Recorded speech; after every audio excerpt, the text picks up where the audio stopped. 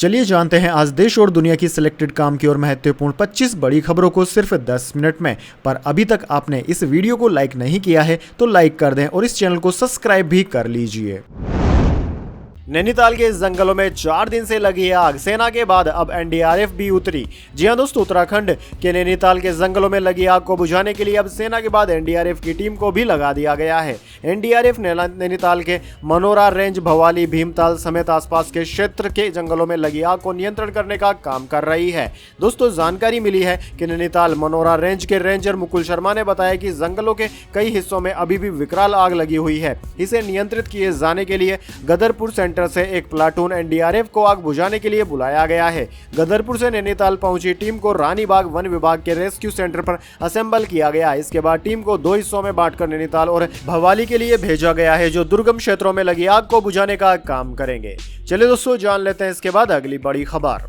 मोदी बोले, शहजादे ने राजा महाराजाओं का अपमान किया। वायनाड सीट जीतने के लिए कांग्रेस राष्ट्र विरोधी संगठन पीएफआई की मदद ले रही।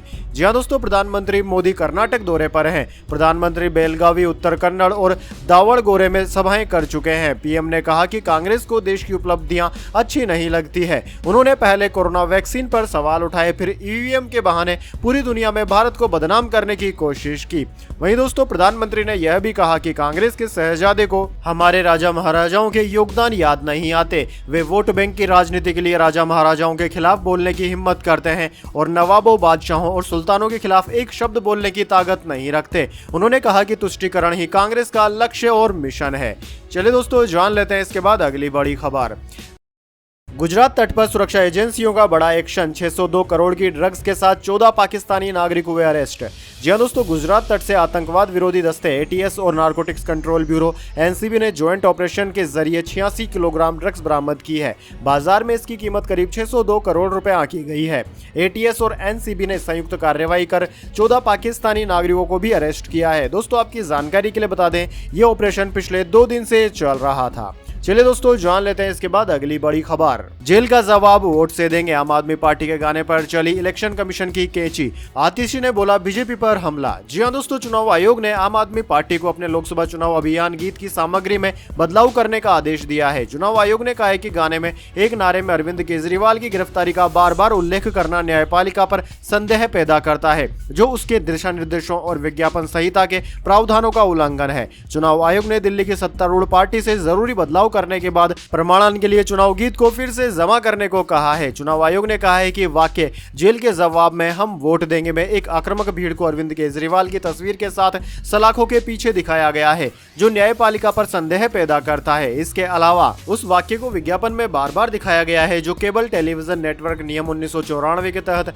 निर्धारित ईसीआई दिशा निर्देशों और कार्यक्रम और विज्ञापन कोड के नियम के प्रावधानों का उल्लंघन करता है।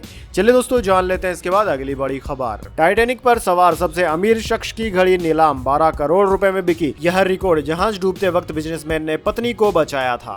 जी हां दोस्तों, टाइटैनिक जहाज पर सवार रहे सबसे अमीर पैसेंजर की सोने की घड़ी नीलाम हुई है। बीबीसी न्यूज के मुताबिक बिजनेसमैन जॉन जैकब एस्टर की यह घड़ी 12 करोड़ से ज्यादा की कीमत पर बिकी है। नीलामी से जुड़े अधिकारी एंड्रयू एल्ड्रिज ने बताया कि यह वर्ल्ड रिकॉर्ड भी है। रिपोर्ट के अनुसार इस घड़ी के साथ जॉन के गोल्ड कॉन्फ्लिक्स भी मौजूद थे। इसे अमेरिका के एक private collector Henry Eldridge and sons ने खरीदा। इससे पहले दोस्तों, टाइटैनिक जहाज के डूबते वक्त घबराए पैसेंजर्स को शांत करने के लिए जो वायलिन बजाया गया था, उसे साल 2013 में नीलाम किया गया था। नीलामी शुरू होने के 10 मिनट के अंदर यह वायलिन करीब 9.5 करोड़ रुपए में बिका था। चलिए दोस्तों, जान लेते हैं इसके बाद अगली बड़ी खबर। चुनाव के बाद सरकारी कर्मचारियों को मिलेगा बड़ा तोहफा, दोनों हाथों में होंगे लड्डू, हजारों रुपए बढ़ जाएगी सैलरी। जी हां दोस्तों, सरकारी कर्मचारियों के लिए 2024 बड़ी सौगात लेकर आने वाला है। पहले तो जनवरी में सरकार ने 4% महंगाई भत्ता यानी कि डीए बढ़ाकर 50% कर दिया। अब कहा जा रहा है कि चुनाव के बाद सरकार 2 बड़े फैसले कर सकती है। इन दोनों फैसलों से सरकारी कर्मचारियों के दोनों हाथों में लड्डू होंगे और उनकी सैलरी में हजारों रुपए का इजाफा हो जाएगा। लोकसभा चुनाव 4 जून को समाप्त हो जाएंगे और नई सरकार बनने के साथ ही सरकारी कर्मचारियों के लिए भी फैसले हो सकते हैं। चलिए दोस्तों जान लेते हैं इसके बाद अगली बड़ी खबर। लोकसभा इलेक्शन 2024 एग्जाम में लिख देते हैं जय श्री राम तो मिल जाते हैं 50% नंबर, असुद्दीन ओवैसी ने बीजेपी पर तंज कसा।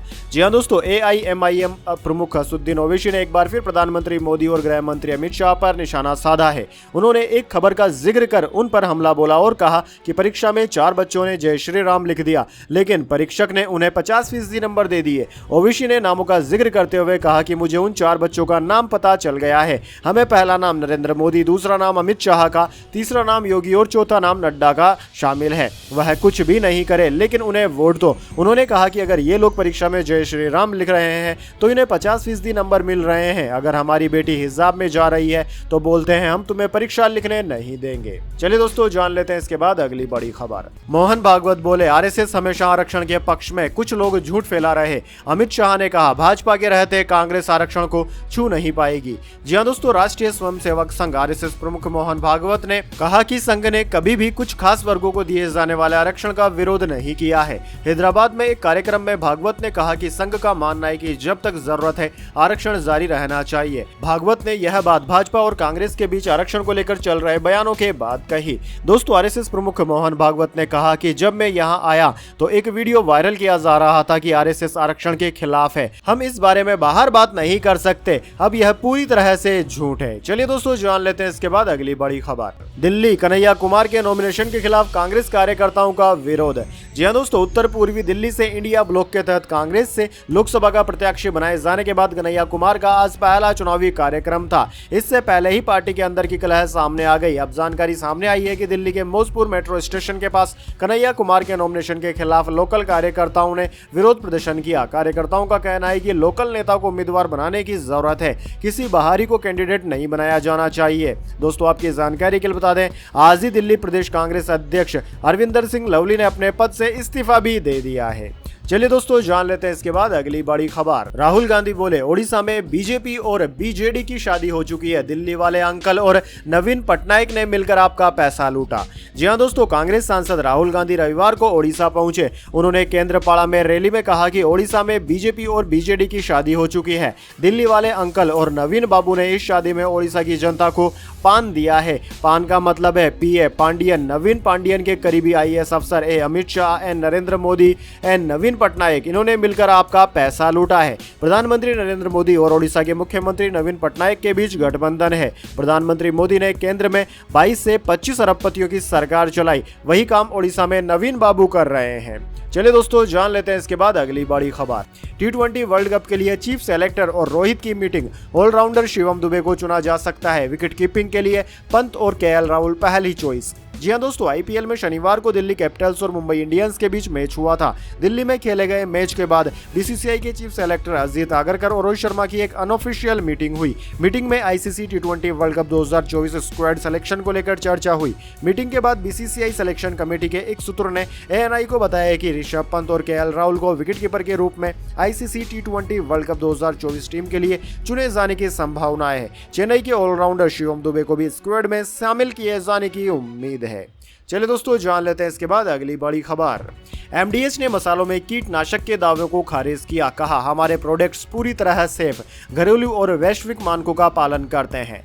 जी हां दोस्तों, भारतीय मसाला ब्रांड MDH ने अपने प्रोडक्ट्स में कीटनाशक होने के आरोपों को खारिज कर दिया है। कंपनी ने शनिवार को न्यूज एजेंसी PTI को बताया कि ये दावे झूठे और निराधार हैं और इनके कोई ठोस सबूत भी नहीं है। MDH ने कहा कि हमारे प्रोडक्ट्स में एथिलीन ऑक्साइड होने के आरोप सही नहीं है। इसके अलावा कंपनी को सिंगापुर या हांगकांग के रेगुलेटरी अधिकारियों की ओर से कोई मैसेज भी नहीं मिला है। इससे पता चलता है कि MDH के खिलाफ आरोप निराधार और अप्रामाणिक है। कंपनी ने कहा कि हम अपने कस्टमर्स को आश्वस्त करते हैं कि मसालों के स्टोरेज, प्रोसेसिंग या पैकेजिंग के किसी भी फेज में एथिलीन ऑक्साइड का इस्तेमाल नहीं किया जाता है। हम डोमेस्टिक और इंटरनेशनल लेवल पर हेल्थ और सिक्योरिटी स्टैंडर्ड का पालन करते हैं।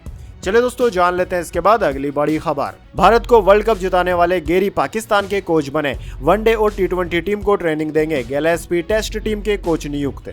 जी हां दोस्तों, भारत को 2011 में वनडे वर्ल्ड कप जिताने वाले कोच गेरी कस्टन अब पाकिस्तान की वनडे और T20 टीम के कोच होंगे। दरअसल दोस्तों, जून में T20 वर्ल्ड कप होना है। ऐसे में पाकिस्तान बोर्ड ने साउथ अफ्रीका के पूर्व बल्लेबाज गेरी कस्टन को कोच नियुक्त कर एक बड़ा फैसला किया है। उनके अलावा ऑस्ट्रेलिया के पूर्व तेज गेंदबाज जेसन गैलेस्पी को पाकिस्तान टेस्ट टीम का कोच नियुक्त किया गया है। दोनों को 2 साल का कॉन्ट्रैक्ट दिया गया है।